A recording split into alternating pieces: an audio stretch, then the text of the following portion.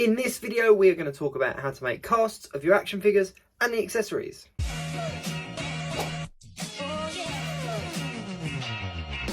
Hello and welcome back to Jacob's Toys. My name is Jacob, aka Jacob's Toys. Please do like, share, subscribe and all of those things. All support to the channel is very much appreciated. So, as I said a minute ago, in this video we're going to talk about casting. Now, I've split this video into two pieces. We've got one video for the mould and one video for the casts. So let's jump straight into it. Here are the moulds that I made in the previous video. So if you've not seen that video, then go and check out my channel and you can see how I made the moulds for these three casts here. Now, I'm not 100% sure how the elf is going to turn out. That's the one at the back, the larger one.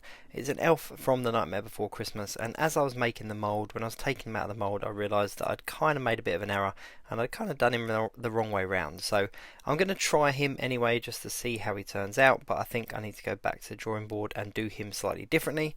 But the skull and the pumpkin head, again from the Nightmare Before Christmas Diamond Select range, I think are going to cast pretty well. So this is the two-part kit. Again, this is from MB Fiberglass, so it's a starter kit, a starter casting kit from MB Fiberglass. So you can pick this up off places like Amazon and eBay, etc.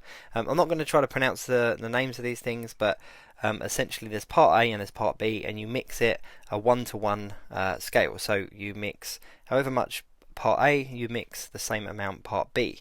Now, I do wear gloves for this particular part. I don't for the mould inside with the rubber because it's not as bad, but with the resin I always do wear gloves just because it can irritate your skin, and obviously if you get it in your eyes or anything like that. So they provide rubber gloves anyway, so I fully recommend wearing rubber gloves for this particular part.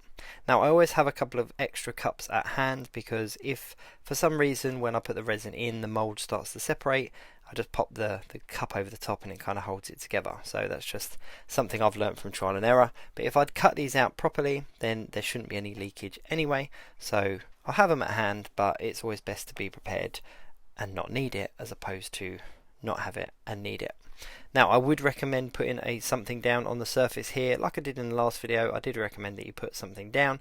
I put a cutting board here just because if I do spill any of the resin, I don't want to be cleaning it up. I'd rather just wipe the board down. Always make sure that you shake the bottles really well. They give you a handful of mixing cups anyway, but I've only got some small moulds, so I'm not going to be using a lot. Make sure you only pour out what it is that you're going to need because this resin does set quite quickly. It's kind of set within a few minutes and you can't do anything with it. So if you have any excess and you've mixed up too much, it is just going to go to waste if you haven't got a mould to put it into. So I'm going to use the big mixing cup that they've provided just so you can see it going in, but ordinarily I would use a much smaller cup for these three moulds because they're quite small at the end of the day. If you look at the actual volume that the heads are taking up within the moulds, it's only a small amount. So I'm going to put in a fair amount now anyway because I'm going to try this big one with the elf in it, but I really don't think it's going to turn out okay. I'm not 100% sure if it matters if you put part A or part B in first, but I just follow it alphabetical order. So I put my part A in first and then I mix it up with part B. So you can see how much I put in there as well. And I'm just going to use the measuring guide on the side of the cup to add the same amount of part B in there. And there we go, it's kind of just disappears underneath part A. Get one of the wooden mixing sticks that they provide you with and just give it a good mix. Obviously move all of the stuff out of the way, so I've moved the original heads out of the way because I don't want to spill any of this mixture onto any of them because it would cause them damage. So just make sure that everything's out of the way and all you've got is your moulds. So here we go, give it a nice little mix. Don't mix it for too long because it does, as soon as those two compounds do mix, it starts to take place, so it will start setting. So you want to be quite quick, but at the same time you want to be quite careful.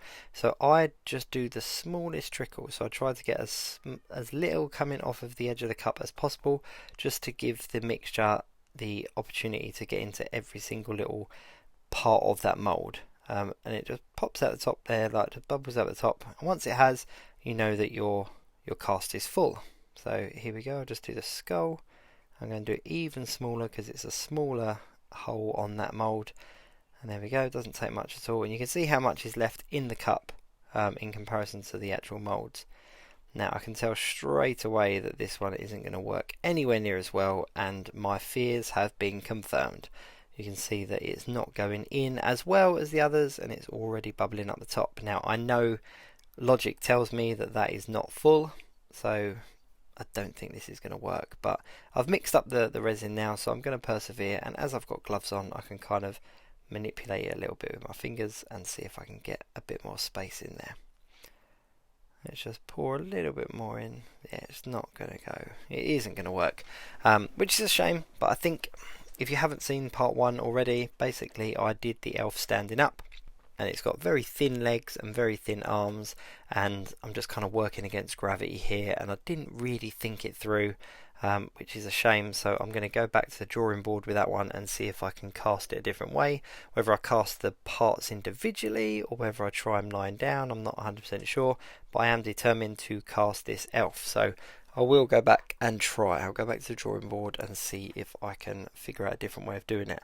It does all come apart because obviously it's an action figure, so I can get the arms off and the head off. But yeah, I think I'm going to go back to the drawing board on that one. But as I've mixed up the resin, I'm going to kind of persevere anyway and just see how much of it I can get inside the mould before it's obvious that no more is going in. But thankfully with the skull and the pumpkin, it's all gone in quite nicely, and I think that they're going to turn out to be quite nice. Now this resin mixture does set quite quickly, so you could pretty much manipulate it after about 10-15 minutes, but I would recommend leaving it a couple of hours, so that's exactly what I'm going to do. 2 hours later. And here we go, here they are all fully set. Now let's have a look at this. You can see it just, yeah, you can see that that's set nicely. This bit at the top will just snap off nice and easily because it's quite thin. Actually, you know, I know this hasn't worked. I know this one hasn't worked. And maybe I'll be proved wrong. Who knows? But I'm going to put that aside and do that one last. So let's start with the little one, the skull. Confident that this one is going to turn out lovely. If I just pull the mould apart, you can see there already. Pull him out. There we go. Absolutely perfect. Absolutely spot on. If I get the original one, you can have a look, and it is a perfect cast of that skull.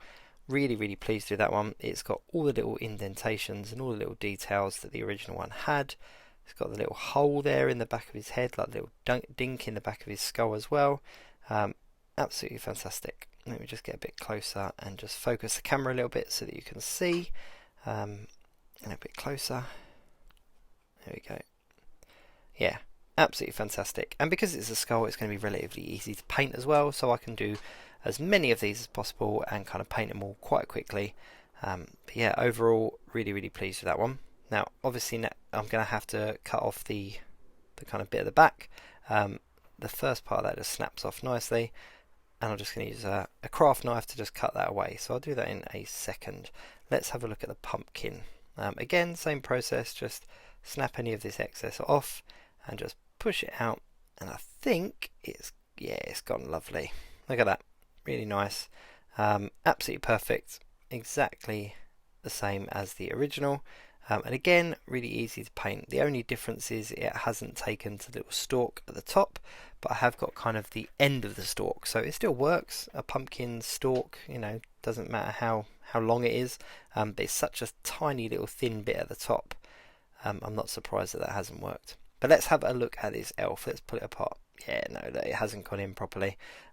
Surprisingly, it has gone to the bottom though, so that it's filled up the head. The head's actually cast really nicely. And the top part of the body, it's just not worked its way into the arms, and the legs are so thin that they've just kind of snapped off in the process. But it's thereabouts, so it gives me faith that I can cast this.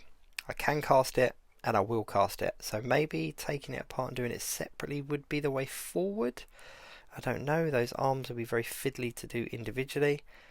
I don't know, but it's cast a lot better than I thought it was going to. I mean, obviously it's nowhere near a full model. I mean, I've got part of an arm still in there. So that mould really is useless, let's be perfectly honest with you.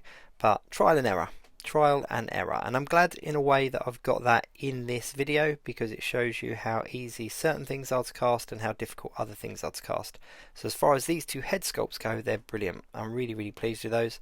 I'll just show you what I do with this. I'll just get a craft knife. And because it's a skull, it's not got kind of hair or anything like that, I can just kind of shave away at it like this. And it goes without saying, if you're using a craft knife, then please do be careful. They're very sharp and you can cut your fingers off. maybe not cut them off, but you could definitely do some damage.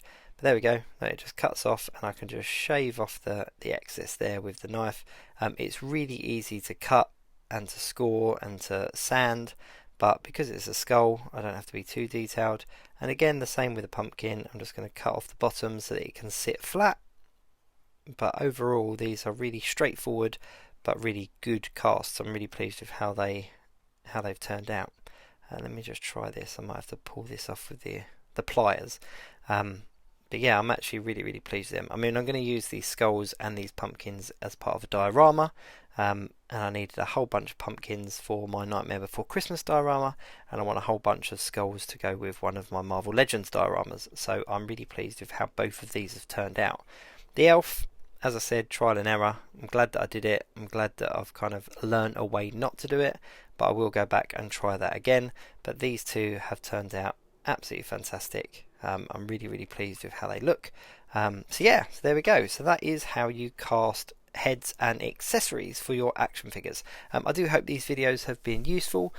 Please do like, share, subscribe and all of those things. All support to the channel is very much appreciated, and let me know in the comments your thoughts, feelings and any questions. Thanks so much. I'll see you soon.